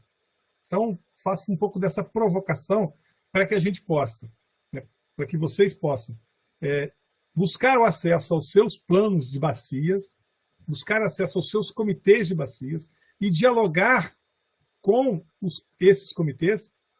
E em alguns casos, por exemplo, o caso do Médio Paraíba, a gente tem uma Câmara Técnica de Educação Ambiental reunimos ali um grupo de pessoas que trabalham a educação ambiental, pensam a educação ambiental dentro da área do comitê e que precisam, né, para que a gente, enquanto comitê, possa desenvolver melhor o nosso papel, de um diálogo direto com os municípios. Então, é um convite convocatório, né? Nossos 19 municípios da região do Médio Paraíba do Sul, procurem a gente para que a gente possa construir um diálogo em prol da construção desse Plano Municipal de Educação Ambiental. Quem sabe a gente não pode ajudar de alguma forma. Eu falo isso porque alguém fez uma pergunta sobre isso também. Aqui, o Ervaldir, senhores palestrantes, será que um caminho não está na identificação e mapeamento de iniciativas de educação ambiental feita pelos sujeitos sociais em suas localidades e propor a união de saberes e lutas? Sim, Ervaldir, a roda já está rodando, a gente não precisa reinventar a roda. E aqui no Médio Paraíba a gente tem um pouco dessa experiência, a gente está fazendo aqui o que a gente chamou de raio-x da educação ambiental. Então a gente quer fazer com que o Comitê de Bacias seja eu diria assim, um repositório dessas experiências, dos contatos das pessoas para fazer redes, integração de ações, e a gente pode fazer isso com uma certa facilidade. Então, sua intervenção foi perfeita. Tá? Vai, Hélio. Arimateia, eu só queria completar essa parte de educação ambiental, que eu tenho conversando muito com os comitês, porque as ONGs têm muita dificuldade de acessar os recursos do comitê. Isso é um problema em todos os comitês de bacia.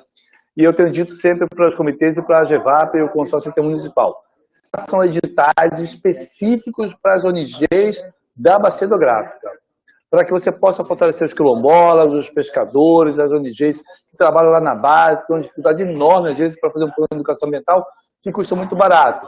Mas eles não têm a mesma formação que juventude, mas eles não têm a mesma capacidade, né, de uma empresa. Então, é preciso que os comitês olhem um pouco mais para esse território socioambiental e façam suas ações mais específicas, porque pode ter mais resultado na volta do que, às vezes, realmente não traz a sociedade, que parece mais um produto, né, de uma campanha do que do próprio comitê, fortalecendo, como você disse, a sociedade civil precisa ir para o comitê. Vai como? Participa como? Interage como? Então, isso é que os estudantes têm que pensar, refletir, assim, participo, como eu faço? Né? Estou no ONG local? Estou na universidade? Estou na escola técnica? Então, eu acho que esse é um caminho forte, né? Como você está falando do PSA. O PSA paga a serviço ambiental do pequeno agricultor, que preservou a floresta, ok, X hectares, ou que recuperou o mar de um rio. Então, ali você faz um investimento permanente, ou seja, eu tenho que manter aquele agricultor, a floresta, a biodiversidade, ok? Para que ele não tenha que plantar 3 hectares de café, ou que ele tem que ter meia dúzia de cabeças de gado, né, para possível sobrevivência. Às vezes é muito mais barato investir, pagar esse agricultor para preservar, do que deixar ele desmatar para a geração de renda, tendo que comercializar seus produtos na cidade. Então, eu sou muito pragmático nessa ideia, tem um plano para os comitês. Para a sociedade civil dos seus projetos, integrando as ações do seu plano de bacia e não tratando grandes empresas, fazer grandes programas, grandes ações, né, que às vezes não são relevantes em algumas situações locais. Bom, vou parar por aqui, porque a gente está encerrando já. Vamos ouvir mais os participantes. Isso, a gente já está caminhando para o encerramento. Eu vou responder uma pergunta e vou passar uma pergunta para o Hélio, aí ele já faz seus comentários finais, e depois passo uma para o Arimateia, que também já faz seus comentários finais. A pergunta que eu vou responder é sobre fontes alternativas, né? Então, Sérgio Castro pergunta: será que poderíamos, de um projeto de lei para investimento em implantação de reuso de água de chuva e também para reaproveitamento de águas pluviais? Sérgio, em termos de Estado do Rio de Janeiro, sobre o reuso, a gente é o estado da federação que mais tem normas sobre esse tema. A gente tem 13 normas que tratam de alguma forma sobre reuso de água. Sobre águas pluviais, né, reaproveitamento de águas pluviais, a gente tem um número menor de normas, mas existem normas estaduais. boas normas estaduais. E, em termos de reuso, olhando para os municípios, dos 92 municípios fluminenses, apenas 3 têm normatização sobre reuso, e mesmo assim são normas consideradas de incentivo.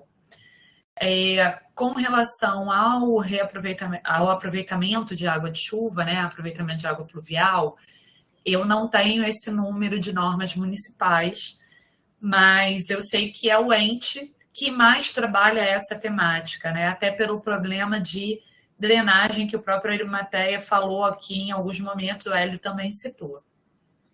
Então, a criação de um projeto de lei sobre esses temas, eu só entendo ser importante observar o que já tem de normativa sobre o tema, para a gente não criar normativas contraditórias, nenhuma que se sobrepõe à outra.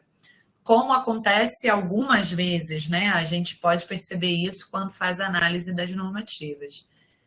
E aí, para o Hélio, eu vou deixar uma provocação do José Arnaldo, que me parece que traz uma temática que a gente ainda não tocou aqui e que é muito importante nessa integração recursos hídricos e gestão municipal, que é a nova concessão de esgotamento sanitário e distribuição de água não gerou recursos para os comitês hidrográficos, ficando para os governos. Isso não é uma distorção conceitual?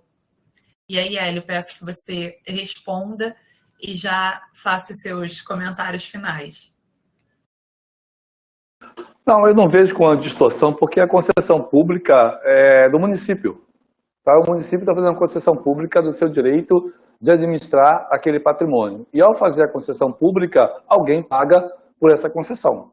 Tá? Então, esse é o modelo que foi construído. O município do José Arnaldo, que fez essa provocação, vai receber 375 milhões da empresa Aegea, né, que é a empresa privada que ganhou a concessão, e ele vai fazer o que com esses 375 milhões? É um dinheiro livre, ele poderia investir em saneamento rural, por exemplo, poderia investir em recuperação em SBN, recuperar toda a serra do Vulcão, em Nova Iguaçu, que são lá seus 30 ou 40 hectares, não, seus 6 mil hectares. Ou seja, você pode pegar esse dinheiro e, a partir do seu planejamento do seu território, né, definir que eu vou investir 40 milhões, por exemplo, em recuperação de floresta, eu vou investir 20 milhões em saneamento rural, eu vou investir 10 milhões em educação ambiental, eu vou investir... É uma decisão municipal, como também a decisão do Estado. Como também a mesma coisa, você fala de ICMS verde, que o Estado repassa todo o âmbito do município, é a decisão do município investir. Deveria ser investido aonde? Em meio ambiente, porque ele é gerado, né, por uma série de itens ligados à questão ambiental. Então, eu acho que é uma decisão municipal. E aí, essa do prefeito, da sociedade, do parlamento municipal, né, de fazer uma melhor gestão desses recursos. Então, eu lembro muito bem, eu fiz um levantamento de todas as empresas, todos os municípios que receberam concessão pública, e eu vi qual foi o valor que cada um recebeu. Estou me perguntando, efetivamente, aonde esses executivos têm esses recursos para melhoria da estrutura de saneamento, que não é só coletar o esgoto e tratar, né? É reduzir um volume de água que desnecessariamente descartada nos corpos hídricos. Como, por exemplo, o esgoto das escolas. Né? As escolas poderiam ter biodigestores. Não tem biodigestores. As escolas poderiam ter energia solar. Não tem energia solar. Apesar do programa de eficiência energética que as empresas concessionárias têm que investir todo ano em setores públicos e privados. Então, eu acho que é preciso entender o contexto, sabe? Do contexto da concessão de água e esgoto. Ela foi necessária? Ela é atualizada? Vai privatizar a água? É preciso olhar o contexto dos últimos 50 anos sem investimento em saneamento. Não estou aqui para defender nem para ser contra essa modelagem que foi feita pelo Estado do Rio de Janeiro, pelo BNDES e pelas empresas concessionárias, mas sim para refletir aonde esses recursos devem ser aplicados da melhor forma possível. Para mim, seria em serviço baseado na natureza. Melhorar toda a rede de drenagem do município, melhorar a questão da recuperação florestal, investir em educação ambiental, em coleta seletiva para que o lixo não chegue nos corpos hídricos, e isso daria uma visão diferenciada de gestão pública. Essa foi do Zé Arnaldo. Eu queria só falar da questão do reuso, encerrar. Eu construí um prédio sustentável onde não tinha nenhum incentivo. Então, para ter energia solar, tem energia eólica, tem captação de água de chuva, que é utilizada a água de chuva para os vasos sanitários, e tem um biodigestor que trata todo o esgoto da casa. E eu não tenho incentivo. É uma decisão pessoal de fazer. Se tivesse incentivo, um IPTU verde, por exemplo, no município a qual eu moro, seria ótimo. Poderia reduzir o meu custo, né, dos meus impostos, e eu iria investir esses recursos cada vez mais numa casa mais sustentável. Então, quando o poder público incentiva a sociedade com redução, é como você faz com as empresas na Arimateia.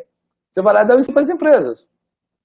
E essas empresas deixam de pagar determinados impostos ou reduz o valor para ter mais empregos, para ter mais tecnologia. Então, deveria também ter para o cidadão um IPTU verde, um instrumento legal que poder fortalecer os seus investimentos, né? Para mim é uma pena. Eu gero energia durante o dia e jogo na rede elétrica muitas vezes e não ganho um centavo, né, a não ser o quilowatt, que aí não é tão simples assim na conta de luz. Você vai perceber que você gera 1 quilowatt e recebe menos no final da sua conta. Não menos valor econômico, mas você não tem o retorno em quilowatts que você gerou. Deixa eu só fazer uma complementação a essa sua fala. A gente aqui no estado do Rio de Janeiro já tem uma legislação que prevê a permissão a esse tipo de incentivo pela Secretaria de Fazenda e pelo FECAM, tá?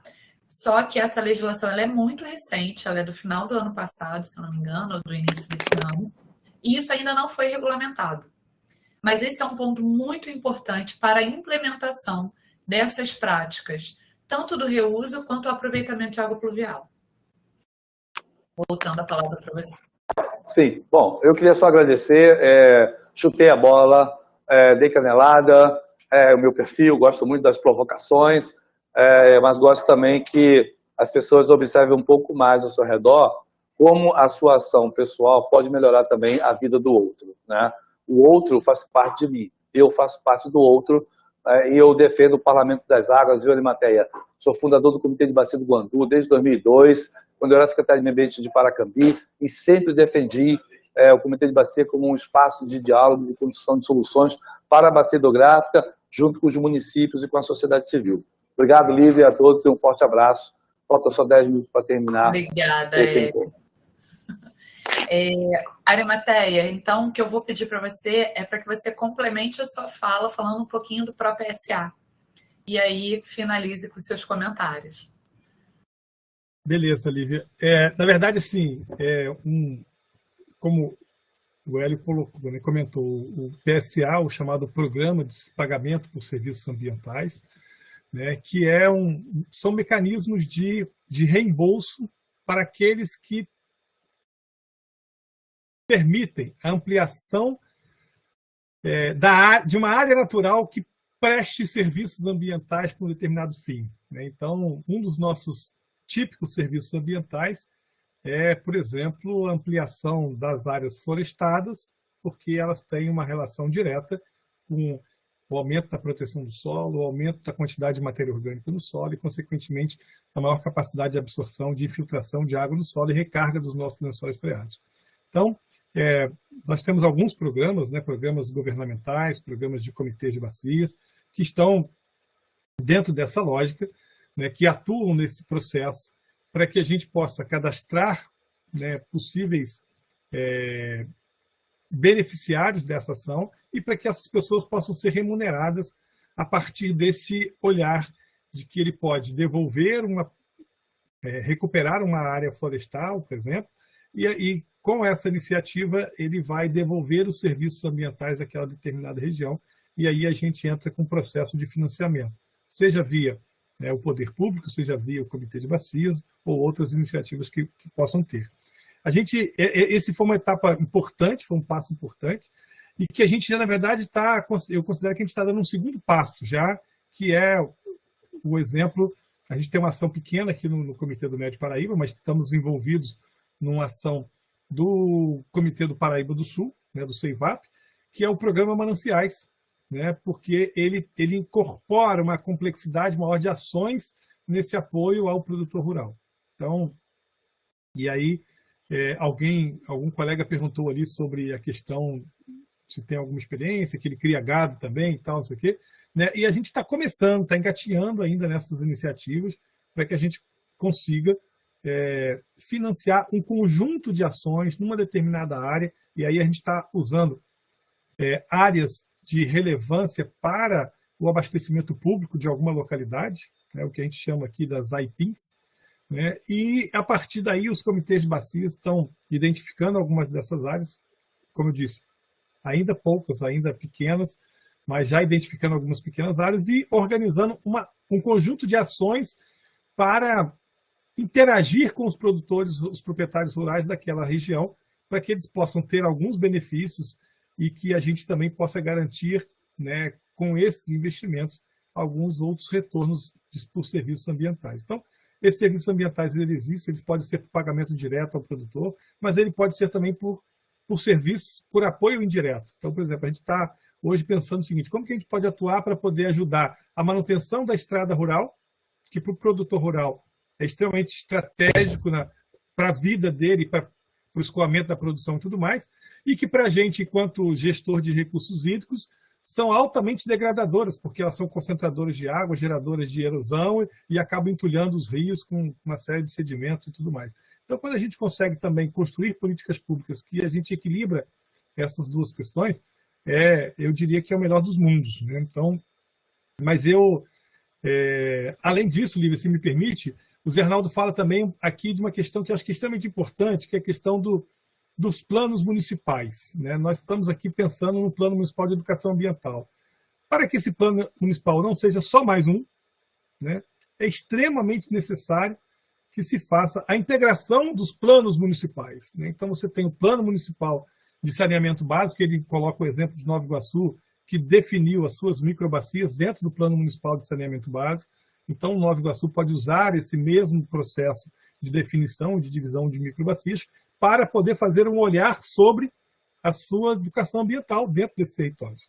E, ao mesmo tempo, naturalmente, vai estar interagindo com esse plano de saneamento básico, que naturalmente também interage com o plano de resíduos sólidos.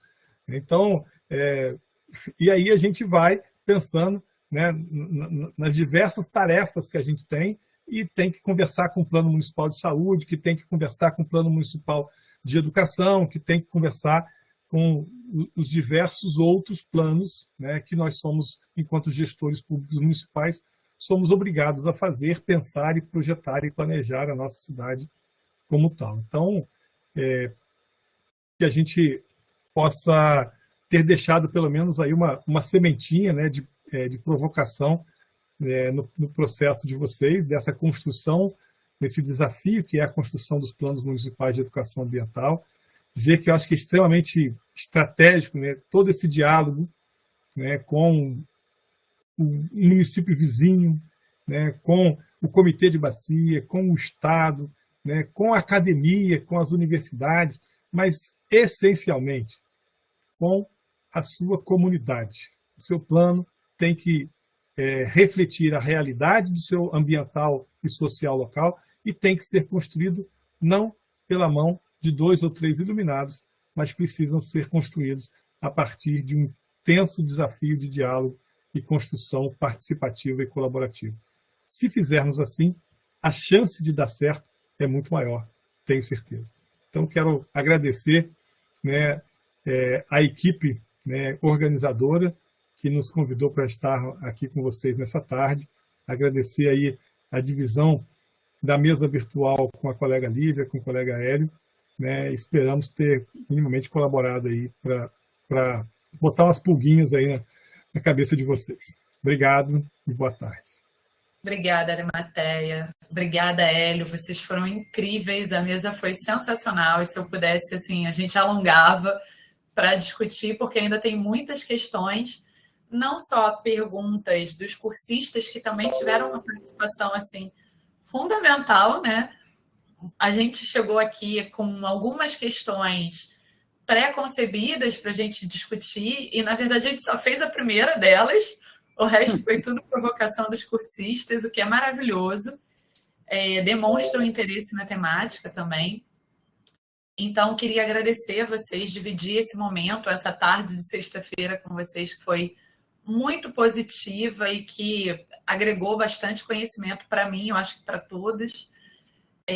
Agradecer a Marilene, como representante da equipe da UERJ, que está à frente do Promeia. Também a Ana e a Tita, que são as pessoas que estão pelas CEAs à frente dessa equipe. A Elaine, que está pelo INEA, também essa equipe que está construindo esse curso, que tem sido realizado com muito sucesso e que já tem uma segunda edição aí, né?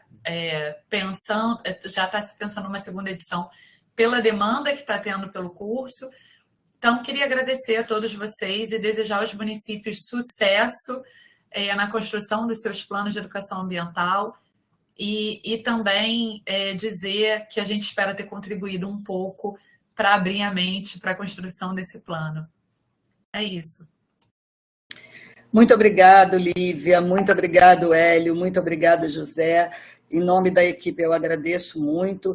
E até eu queria fazer, não uma correção, mas uma complementação, que nós somos muito pretensiosos, nós não queremos apenas planos de educação, nós queremos programas municipais de educação ambiental, porque dentro do programa nós poderemos construir, né, posteriormente, diversos planos de educação ambiental dentro das áreas que estarão contempladas dentro do programa. Então, a nossa pretensão é grande, o nosso objetivo é grande, é que todos os municípios possam construir coletivamente, né, a partir da participação de todos os atores do território, né? Nós falamos isso o tempo todo, não existe ator menos ou mais importante, cada um tem a sua especificidade, cada um tem a sua característica e tem a sua contribuição para dar, né?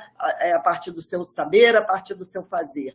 Então, nós queremos que esses programas municipais de educação ambiental realmente se configurem em documentos, né, em propostas que sejam a cara daquele território e que depois eles possam ser transformados em planos efetivos dentro das várias áreas da educação ambiental.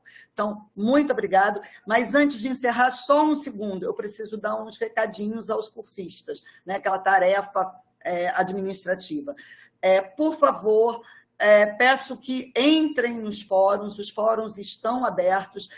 Nós só tivemos um período agora de suspensão durante praticamente o horário da roda, né? Porque a plataforma estava em manutenção, é um processo que, de vez em quando, toda a plataforma precisa, né, passar. Então, mas daqui a pouco, provavelmente, se ainda não está funcionando, né, daqui a pouco funcionará normalmente. Então, entrem lá, pensem nisso tudo que foi colocado aqui e discutam a questão que está lá no fórum, né? As questões que estão lá no fórum. E, por favor, participem, né? Divulguem as nossas atividades e participem na segunda-feira da próxima atividade que será, assim, bem interessante, porque nós somos povo da Mata Atlântica e nós vamos começar a falar do nosso bioma. Então, a partir de segunda-feira, nós teremos um foco com algumas informações no nosso importante bioma, que é a Mata Atlântica. É onde estão localizados todos os nossos municípios, né? E como povo de Mata Atlântica, nós precisamos aprender algumas coisas ou estarmos atentos a determinadas coisas. Então, gente, até hoje já é sexta, até a segunda-feira, né? Agradeço de novo, né? Gratidão, Hélio, gratidão, José, gratidão, Lívia. Gratidão a todos que estiveram aqui conosco. Até.